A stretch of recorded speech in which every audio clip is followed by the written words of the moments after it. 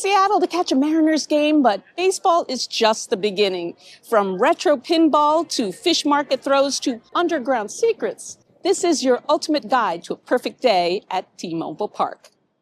We're walking in an area called Pioneer Square. It is the original downtown here in Seattle. It was built in 1852. That is until there was a fire in 1889 that wiped out 25 city blocks. Killed no one, surprisingly, except for 1 million rats. So that's not the only silver lining in all this. The buildings were rebuilt not using wood, as it was originally, but brick, which is why they're still standing today. So what happened to the old city? Well, apparently it's under us. We're going to go check out an underground tour that gives us insight into a Seattle that's even older than what we see here. Right, this is the underground tour. Heard it's good. Let's go see. We are greeted with these cardboard cutouts, representations of some of the city's founding fathers. We're told Seattle used to become incredibly muddy when the tide came in and sewage was a huge problem, so planners decided to change things up a little bit. When they rebuilt the city, they did it 1, even 2 stories higher.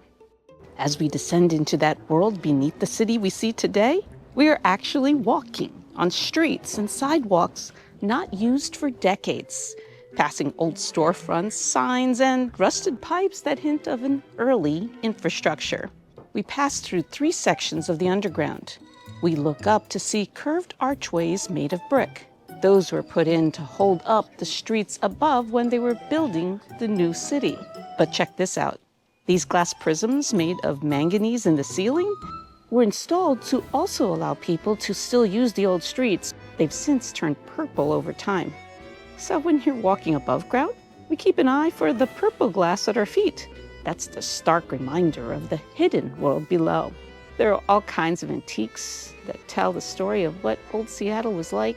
This underground world was condemned in 1907 when there was an outbreak of the bubonic plague. So for over a century, this is a world unseen from the unsuspecting people above. The tour was incredibly eye-opening and pretty close to Seattle's T-Mobile Park, so I highly recommend coming over here. Here's another rainy day activity for you sports fans, or even non-rainy day. Come to the Pinball Museum. It's actually pretty close to the park. If you like playing games, not just watching them, it's a great place to go.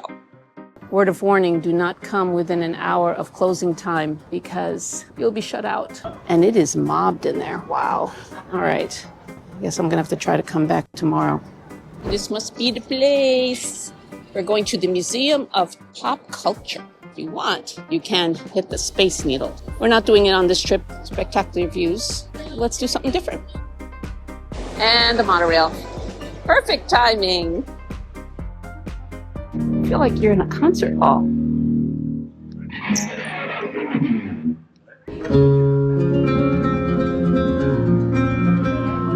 This museum opened in 2000 and started off focusing on music, especially showcasing some pretty famous local artists. When you come in here, you can't miss this impressive sculpture. There are more than 500 musical instruments and even 30 computers in there. But this museum also delves into movies and other kinds of creative expression. Some of the cool things they have here, these bullet holes. They're from the Terminator movie series. You know, the holes that would close up as the Terminators would self-repair itself. And check this Batman costume out. This was worn by George Clooney in Batman and Robin. Go upstairs to the sound lab and you're encouraged to try playing music yourself, complete with music lessons. If you've never played guitar before, this activity is for you. Oh boy, if I lived in Seattle, I'd really be tempted to get an annual pass and come up here all the time. Maybe I could finally learn to play the guitar, something I've always wanted to do. So as you can see, this is not your typical museum. And yes, they even have a sports-focused display. Let's get going. Baseball. Focus. Baseball. All right, I'm back. Hi, how's it going today? There are about 50 games here, so not only is it an arcade, it's basically a museum. The other thing you should know is once you pay your admission, you get free play. So you can be here and play all these games. They go back 60 years. Very cool. So disregard the 25 cents. It's all free, right? Free. Yeah, and it's just 2 games at a time, and then you can come back and play again later. Yeah, it's not 2 games at all. Yeah. It's 2 games and you walk away, and then let other people play, and then you can come back and play it again. I would embarrass myself by playing for you guys, but it's 1 admission fee for unlimited play, and I have 10 minutes, so maybe next time. Aside from the game, I love checking out the stadium when it's empty. So let's go on the Ballpark Tour. And now, the starting lineups for your Seattle Mariners. The Mariners are a relatively new team. Their first season was in 1977 and have called 2 stadiums home. First, there was the Kingdom, which was imploded in 2000. But since 1999, the Mariners have been playing at this beauty. And we learned that as of now, 2025, they are the only team in Major League Baseball to never have played in the World Series. But even so, like other baseball teams, they have a lot to be proud of, like 3 players who've been inducted into Cooperstown's Hall of Fame as Mariners. Arguably, the most famous one is Ken Griffey Jr., and there's no shortage of images of him around, in and outside the stadium. And more recently, Ichiro Suzuki, who was the first Japanese-born position player in Major League Baseball and is widely regarded as one of the best contact hitters of all time. One of the cool things we learn on this tour is why these seats are a different color. They are reserved for the local Muckleshoot Indians. While the Muckleshoots sponsored the stadium's Diamond Club, the collaboration also honors the tribe's deep roots and traditions in the region. Walking around the stadium, you definitely feel it's one of the real standouts in baseball. A distinctive part of this stadium is the retractable roof. It takes about 10 to 15 minutes to open or close it, but Major League Baseball ground rules only allow them to move it once during a game.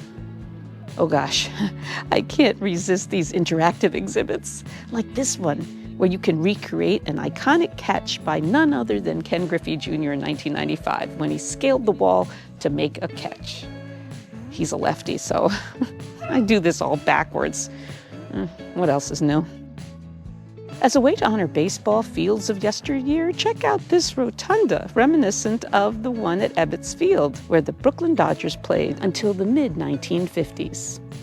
Look up and you'll see this dramatic sculpture hanging from the center of the rotunda entrance. Those are baseball bats, 1,000 of them. They're clear and plastic and in different positions to show the power and movement of the swing of the bat. Right by the rotunda on the main concourse is this compass rose. It's part of the Mariners logo and is a nautical reference of Seattle being a seaport. It's big, 27 feet in diameter, and it has elements of baseball. 32 rings are etched with the signatures of the first Mariners team to play here in 1999. There are even quotes from books on baseball like The Natural and The Boys of Summer. Finally, it's game time. But first on my checklist is food. And of course they have your traditional ballpark food. Thank you. You're welcome. And some not so traditional. This one's pork bria, but they also have like pork or barbacoa chicken. Fried grasshopper? Fried grasshopper? You get fried grasshopper? Thank you. Waiting decades for this. Well, at least a few years anyway. They flavored it with chili and lime. I guess plain grasshoppers aren't tasty enough. Oh, here we go. Oh my God. Okay. Tastes like wood. Like limey wood. That's it. Want some?